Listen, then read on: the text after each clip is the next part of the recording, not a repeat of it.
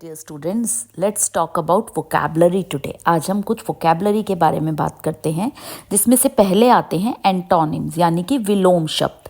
N antonym is a word having a meaning opposite to the another word. Antonym वो शब्द है जिसका जो मीनिंग है वो उल्टा होता है, यानी कि विलोम होता है जो शब्द दिया गया है उससे। हेयर आर सम एंटोनिम्स, तो let me read some antonyms for you. यहाँ पर कुछ एंटोनिम्स दिए गए हैं, so you have to learn it, आपको इन्हें याद करना पड़ेगा। High, low, ability, inability, above, below, absence, presence. अगर मैं आपसे इनके अर्थ की बात करूँ तो हाई मीन्स ऊंचा, लो मीन्स नीचा, अबिलिटी मीन्स किसी कार्य को करने की क्षमता, इनएबिलिटी मीन्स अक्षमता, अबव, बिलो, एब्सेंस यानी कहीं पर आप नहीं हैं प्रेजेंट और उसका उल्टा हो गया presence, absurd, reasonable, barren, fertile, barbaric, civil, begin, end, benefit, loss, belief, disbelief, blame, praise, bold, timid, pint, loosen, blunt, sharp, bright, dull, care, neglect, certain, uncertain, cold, hot, close, open, continue, stop कह सकते हैं या discontinue, danger, safety यानी कि जब बहुत खतरा है, सेफ्टी मतलब आप बहुत सुरक्षित हैं। डार्कनेस अंधेरा है, उसका एंटोनिम होगा light. Dead, alive, debtor, creditor, divide, multiply, tall लंबा यानी शॉर्ट यानी बहुत छोटा, अर्न कुछ कमाना, स्पेंड खर्च करना, एम्प्टी खाली, फुल भरा हुआ, ease difficulty, enjoy disturb, innocent guilty, fact fiction, near far या नियर का अवे भी हो सकता है, failure success, faithful unfaithful, general particular, rural urban, giant dwarf, giant मतलब बहुत विशालकाय और ड्वार्फ मतलब बोना, वीक कमज़ोर, स्ट्रॉन्ग यानी मजबूत, जिगजैग यानी टेढ़ा मेढ़ा, स्ट्रेट यानी सीधा। सो ये कुछ एंटोनिम्स थे, तो आप और भी एंटोनिम्स पढ़ते रहिए, पढ़ते पढ़ते ही आपको बहुत सारे एंटोनिम्स याद हो जाएंगे। Now conversion of statements into indirect speech. To convert statement from direct into indirect, statement को direct से indirect में बदलते समय we follow these rules, हम इन नियमों का पालन करते हैं।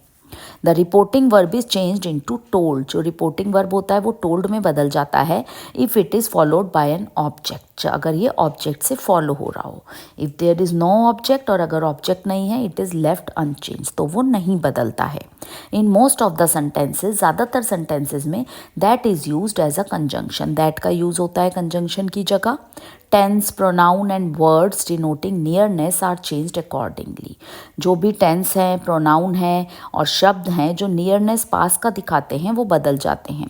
Varun said I am a player, Varun said that he was a player. Dilip said to me I am a strong boy, Dilip told me that he was a strong boy.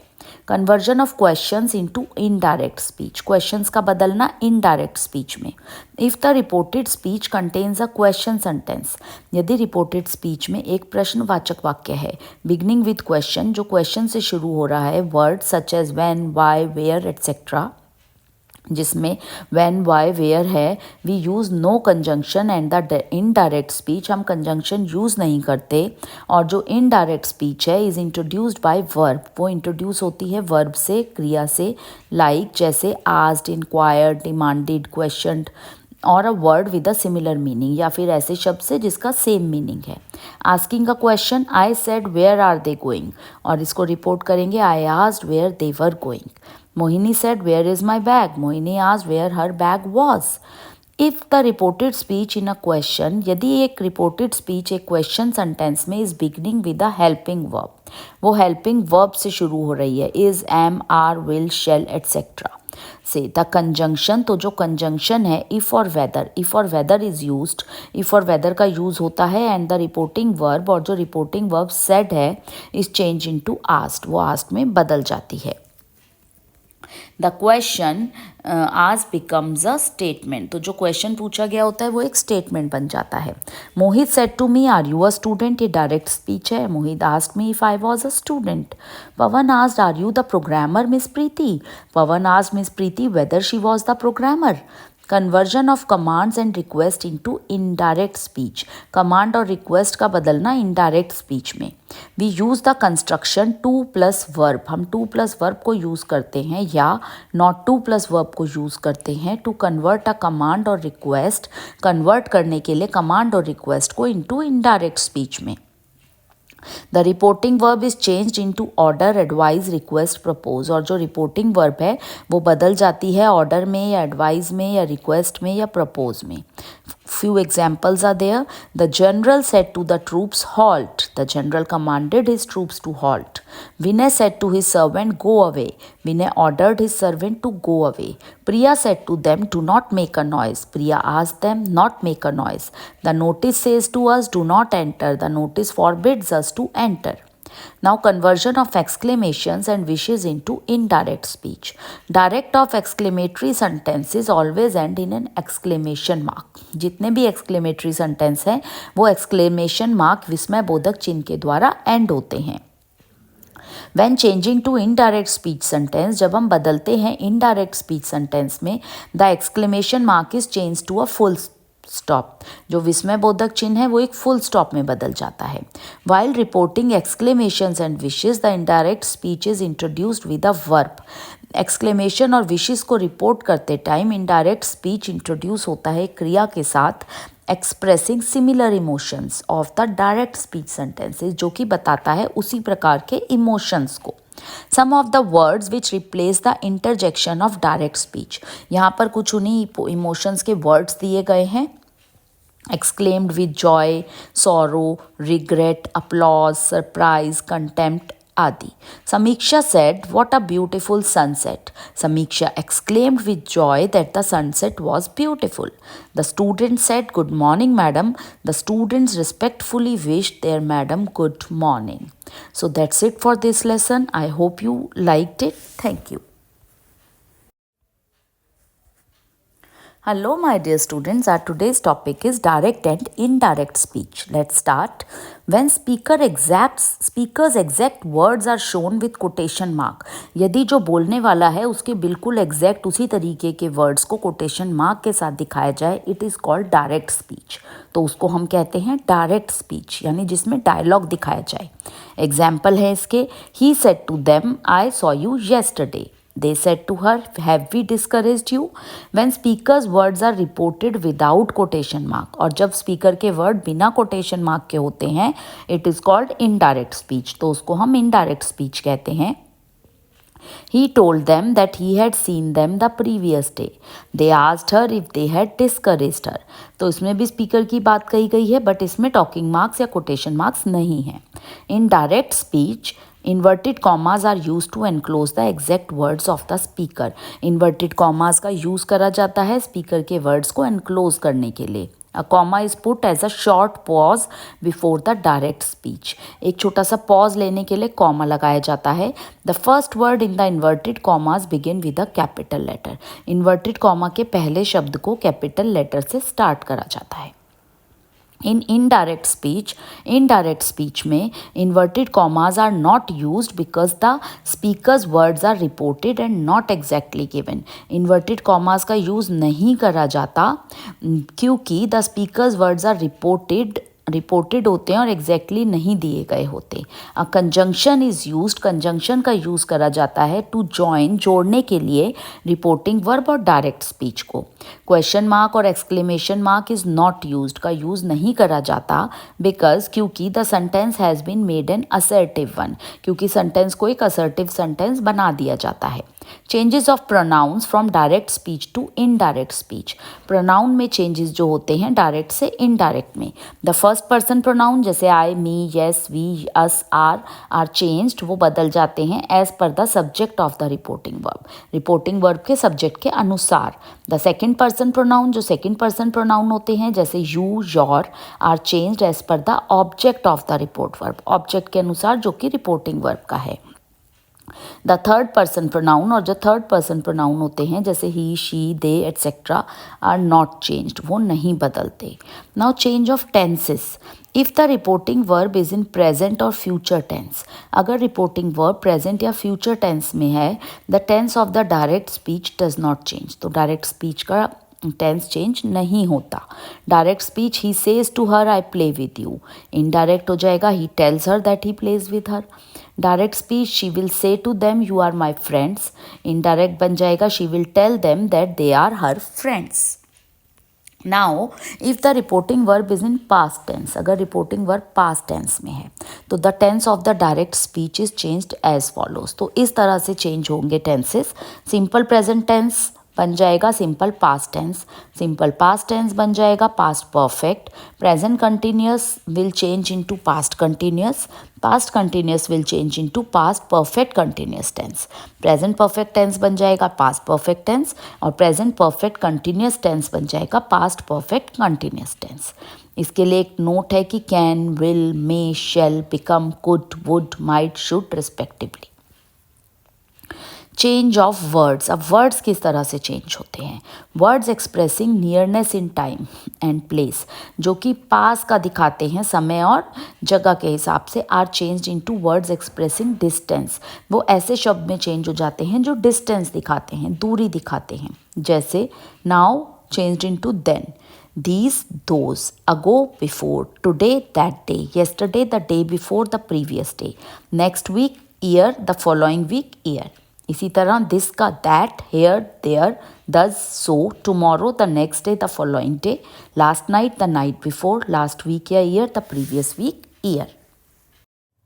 Hello my dear students, our today's topic is active and passive voice. Let's start. If the subject is the doer of action, यदि जो subject है वो action को करने वाला है, the sentence is in active voice, तो वो sentence होता है active voice में।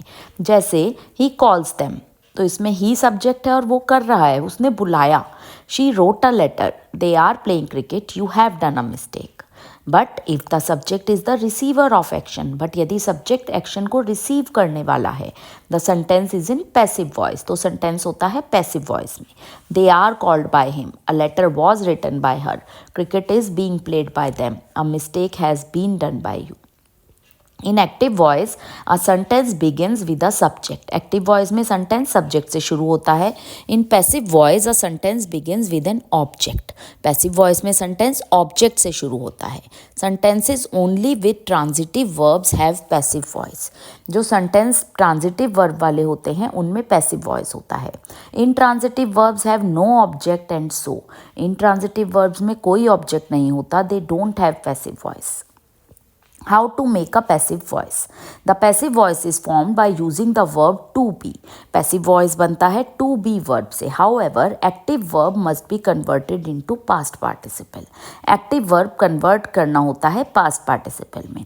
Object may be placed before the verb in passive expression. Object को verb से पहले place किया जाता है.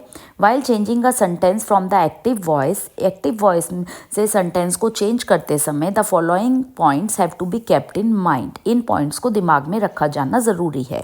When we change active voice into passive voice, जब हम active voice से passive voice में बदलते हैं, we change the subject into object, हम subject को object बना देते हैं and object into subject, और object को subject बना देते हैं।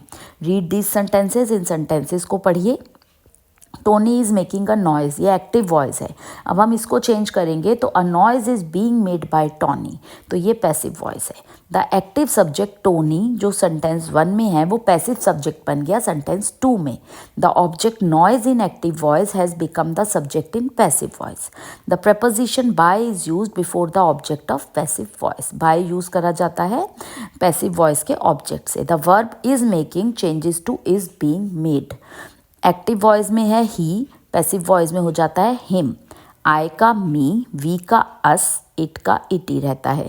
In the same way she का हर हो जाता है, यू का यू ही रहता है, दे का देम हो जाता है और वन का वन ही रहता है। Now rules of changing active voice into passive voice. Rules क्या हैं एक्टिव से पैसिव में बदलने के? A number of changes occur in the form of verb, verb की फॉर्म में चेंजेस किए जाते हैं। However the tense of the verb remains same, जबकि जो टेंस है वर्ब का वो सेम रहता है, क्रिया का टेंस चेंज नहीं होता।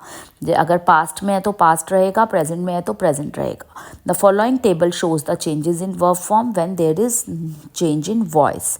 टेंस टाइप, एक्टिव वॉइस और पैसिव वॉइस। तो टेंस अगर है simple present, Monu uses all items. इसका पैसिव होगा all items are used by Monu. Simple past है अगर तो I founded this institute in 2012। This institute was founded in 2012।